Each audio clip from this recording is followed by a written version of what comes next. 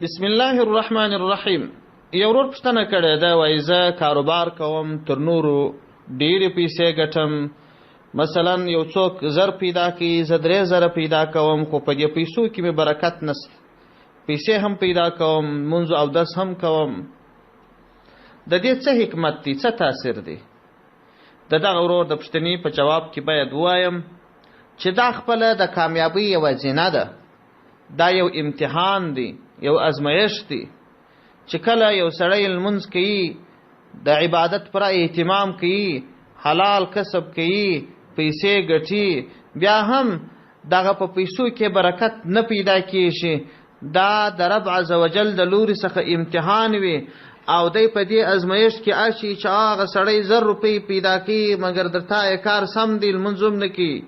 ته ودرېږه چې ته د دې عبادت سره هم پر د خپل عبادت ټینګ پاتېږې او که او یا کله کله د شیطان اثر وي. شیطان راځي ستا د ذهن څخه ځینې پیسې باسي. مثلا چاته چې پیسې ورکړي دي ستاسې ایرې کړي، ته وایې چې ما خو دغونه پیسې وګټلې، دا نو ولې دونه لږ شولې.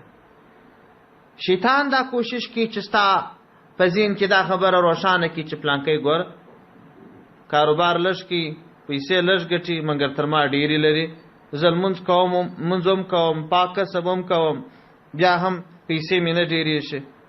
نو فقط او فقط ته لږ صبر وکړه، په ډېر لنډ وخت کې به یې ثمره او نتیجه ووینې چې انشاءالله پیسې به دې ډېرې سي، تر دې امتحان به ووځې، د دې شیطان تر لومې به ووځې، بیا به تا ته برکت معلوم سي، دومرې مال به دې جمع کړي چې ته به ورته حیران یې. السلام علیکم ورحمة الله وبرکاته.